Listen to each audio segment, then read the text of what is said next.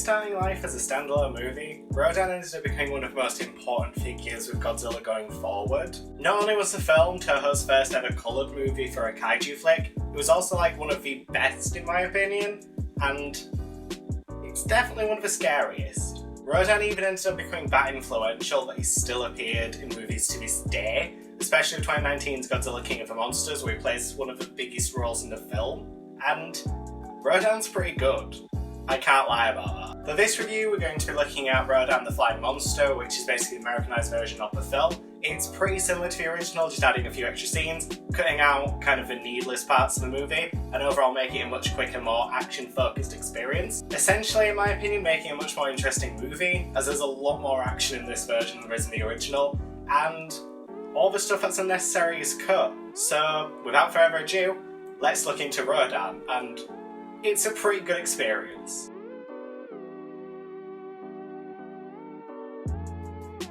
Now, the plot of Rodan is probably one of the most interesting ones, as it basically centers around two Rodan creatures, or pterodons. They're pretty good throughout. It's essentially the kind of same story you'd expect from a kaiju movie. A new monster's discovered, the government doesn't really know what to do with it, so they try to kill it in many different ways. One of the biggest differences between this film and the other Godzilla movies is this focuses a lot more on the horror aspects of what would happen if one of these creatures did arrive. There's new monsters also introduced in this film apart from Rodan with the Mega Nulons, something that would essentially not really do much for a long time, but later on when we get Godzilla vs Mechagodzilla, they come back in a big way, and it's great. The movie also continues what was set up with the Godzilla franchise, with the Rodan, or should I say Rodans in this movie, possibly being grown to the size that they are because of nuclear issues. This is something that is kind of continued a lot of Rodan's character arc until the Heisei period, when it's basically scrapped and forgotten. The film is also a lot more violent than a lot of the other movies. There's a lot of on-screen deaths in this one which you actually see. There's quite a bit of blood, which is something you would expect from a 1956 film. And as well as that, my god, some of the deaths in this are quite gnarly. As mentioned with my review of the original Godzilla and referenced in Godzilla Raids Again videos, I don't like romantic subplots in these movies. But I do have to admit that Rodan's romantic subplot is at least good enough that you actually care. Essentially, instead of it being the couple's already together like it was in Raids Again, or instead of it being a weird love triangle which comes out of fucking nowhere as it was in the original film, Rodan's is much more of a slow burner with a romantic subplot, and it works for the film's benefit quite a lot. You actually get to know the main character, you get to know his thoughts, his aspirations, etc. You also get to know the female character, as it was her brother that was knocked off at the start of the film, and how those two connect on an emotional level, both of them losing someone that they cared about. It basically makes it a lot more compelling, because you're actually seeing what caused them to come together, all the emotional issues that they attached, and because of the death, it makes you relate to them a lot more, thinking about loved ones who could have died, and how that can impact you emotionally. To be honest, when it comes to the plot and themes of this film, the biggest issue is the original plot. It is just the same stuff you've seen with Godzilla and Godzilla Raids Again. There's not much really to distinguish it, it's just another giant monster appears, how can the military stop it, etc. It's good for what it is, but once again it's nothing you've not seen before, and it does kind of make it a bit more boring at times, but luckily because of the fast-paced action, you don't notice it too aggressively. I also have to mention the ending of this movie. It's really good. It's definitely one of those kind of depressing moments in a film, and it does work really well, especially in the kaiju genre and with a much more horror focus that they were going with this. It's good, and I do really like it.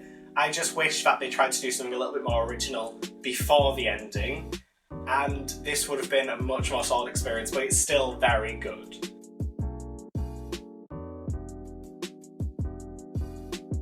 By this point, it's kind of a running theme in these movies, but the worst part is the characters. This isn't really something that goes away as we go along, even the Heisei period, which has some returning characters throughout.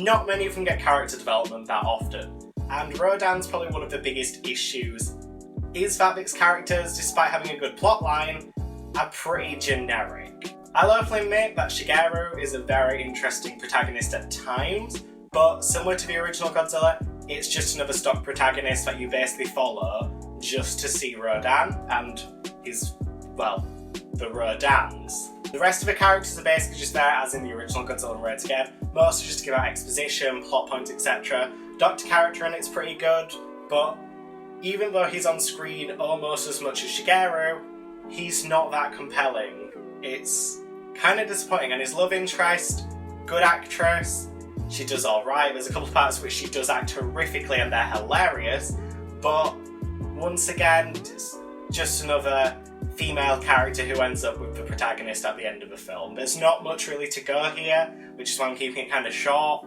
and it is disappointing, but by this point, I'm not shocked. Quick mention though to Akira Higata, who played Dr. Serizawa in the original Godzilla and plays the Doctor character in this film. Kind of a running trend really, I'm guessing he really wants to be a doctor, but he is great in this, despite the fact not having much to do, and you can tell why he kept coming back for different Godzilla movies playing different characters, because he is probably one of the best parts of this film, and same as in the original Godzilla, he was the best part of that when it comes to the cast and actors, so not a shocker that he's as good as he is here.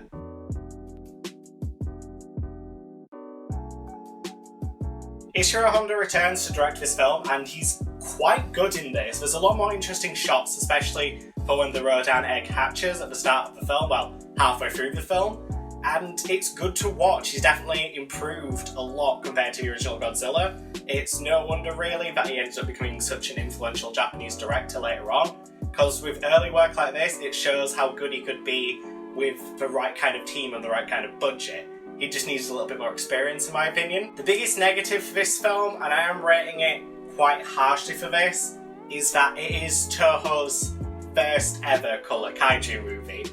And sometimes it can look really bad and cheap. Normally, I don't really like to point this out because obviously it was 1956, colour at this time was just coming into its prime. It was starting to learn how to do colour films as easily as it could. But sometimes with Rodan, it does look really bad at times. Sometimes all the characters have a blue shirt, and then when the camera pans to the side, it turns brown for some reason. I'm guessing that's because of the colouring that they had to put onto the lens and onto the actual film reel itself.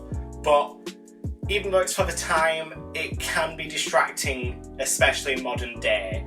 And I don't really like to criticise it, but it's really obvious at times how early this was, and it can take you out of the experience a couple of times, especially for parts where they're not in the mines. Honestly, I can't complain too much against the cinematography and directing just because of that, although I do have to also mention that 90% of the shots in this are pretty boring and standard, but I'm not going to criticise it too much to that. Just to those 10% of the shots, like the entire ending part with the two Rodans together, Rodan hatching from the egg, they're done so well and so beautifully. I am not shocked how Ishiro Honda ended up becoming the big director he is today.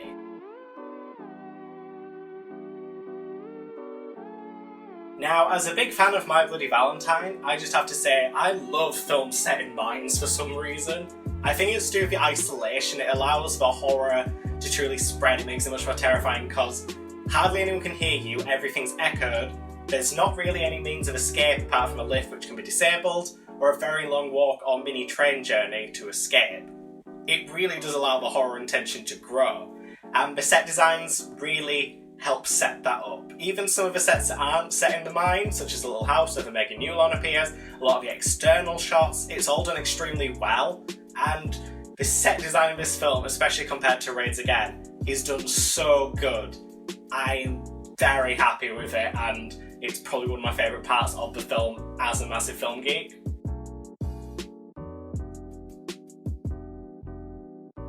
The special effects in this film are pretty good. The city destruction scenes by this point, it's standard, they're good, they always look good, especially even to modern day audiences. The biggest problem I have with this is that for some reason Rodan has chemtrails, and I don't know why. To anyone who doesn't know fully, those kind of things from the chemtrails behind a plane, they can only happen if you have a jet engine or some kind of engine, because it condenses the water and turns it into clouds. Rodan wouldn't be able to do that, and it really does take you away, especially from the rest of the film's amazing special effect. It down just so much, and it's in so many of the scenes of Rodan when it's definitely far away. Obviously they wanted to use a real plane, and I can't really blame him too much for it. But if you're gonna go all in with that, for the parts where it's zoomed into Rodan, he's not releasing any of the chemtrails. It's so frustrating because the rest of it is so good, but it's everywhere in this film. and it really does detract from it a lot of the time.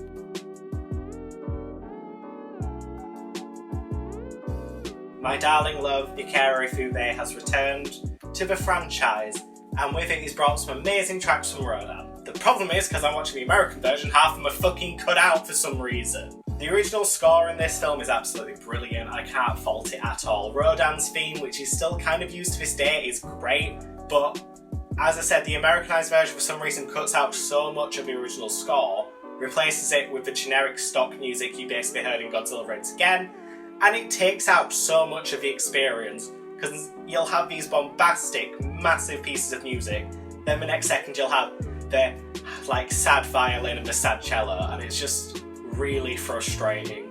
I dislike it a lot, and I really don't know why they did it, but for the actual Japanese stuff, for Ikari Fube's score, amazing, can't fault that at all.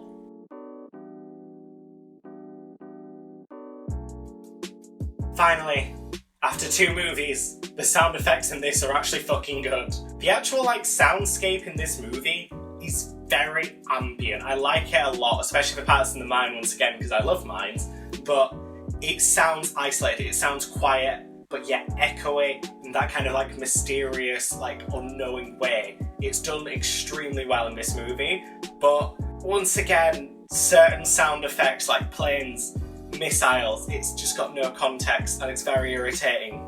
But finally, after 2 movies, we've actually got an amazing soundscape for everything else. Rodan's sound effects, amazing. I love Rodan's Raw. It's been reused so many times by Toho monsters. It's no surprise. It sounds brilliant. Most of the vocal dubbing is also done very well, although there are moments when the mic does crackle and sometimes audio is louder and sometimes it's a little bit quieter.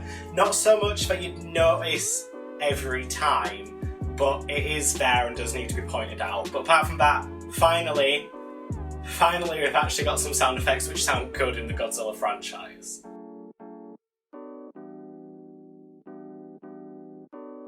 This one's quite simple. I love Rodan's design, and the Rodan's design. It's cool, it's a giant pterodon. What's not to love here? It looks both a mix of beautiful and terrifying, something that would perfect about 5 years later with Mothra. But just for this film alone, it's great. Rodan's abilities as well are pretty cool. He's got the wind thing, which can basically just knock anything away. It's like hurricane force winds that he can create himself. Even though I do have to mention, in this film, Rodan has got this weird, almost atomic breath-like weapon, and it's great, I love it, that's why I'm not criticising it, but for some reason they decided to not use it going forward in the Godzilla franchise, which I think kind of takes away from how good it is in this movie, but also adds to how unique this one is, and it does make me like it that little bit more at times. The Mega Nulons are also great. They're kind of creepy and a little bit cheesy by today's standards, but you can definitely tell why they were so scary at the time, because it's so abstract, especially for an insect style design, but it still looks pretty good despite the goofiness. And it's really surprising to me that once again, something that wasn't really used in this film, at least not for a long time, is bringing them back. Obviously they did it in the year 2000 with Godzilla vs Megaguirus, but it's a shame that it took them over 40 years to go back to such a good design.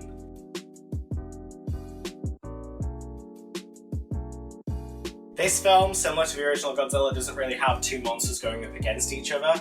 Instead, it has 2 different kinds of scenes. The first one is the army battling the first Negamulon, which they see. It attacks some people, kills a guy, shoot it looks pretty bad and cheesy, but in kind of a fun way, so I can't criticise it too much. But it does kind of take away at times the horror element with just how cheesy it looks. I personally love it, but I know a lot of people who wouldn't, which is why I am criticising it. And then we have the actual attack scene with the 2 Rodans attacking Tokyo, and it looks amazing. The special effects used in this are great once again. Both Rodans working together, even when one of them gets injured. It looks so good and so realistic that Toho literally reused this footage multiple times in later Godzilla movies because how proud they were. And I cannot fault them for that, because it is great. Everything about it's great. and I'm still kind of sad that we never got a second Rodan film. Special mention to the plane fight, the dog fight towards like the middle part of the movie. It looks really good, especially for 1956. Obviously it would have been done with strings and wires, but you can't tell most of the time. It kind of shows how much they cared about this film doing well, since even now, it doesn't look bad despite the pretty rudimentary stuff that they had to use at the time. So, big kudos. Rodan's fight scenes are pretty great, apart from the cheesiness.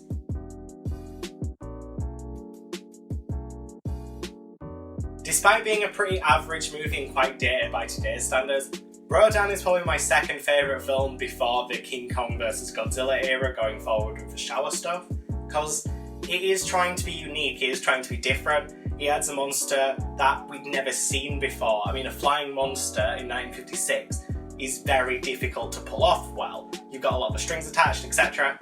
And it does extremely well. Although I do have to once again mention the characters and stuff like that do bog it down, even if the special effects do bring it up. Which is why, once again, I'm going to give Rodan a 6.75 out of 10. It's a good movie. It's just a lot of the time, the age of it shows a lot more aggressively in this one than it would for both the original Godzilla film and even Godzilla Raids Again. Thank you very much for watching. If you did enjoy this, please be sure to like and subscribe.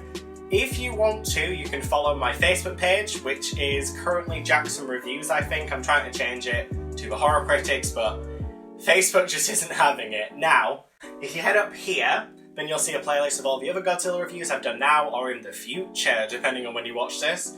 And if you head down here, you'll see all my old Jackson Reviews stuff. I'm kind of looking forward to tearing apart Baron. I hated that movie. I think it's worse than the 1998 Godzilla film. But until then, enjoy the rest of your week, and I hope to see you all next time.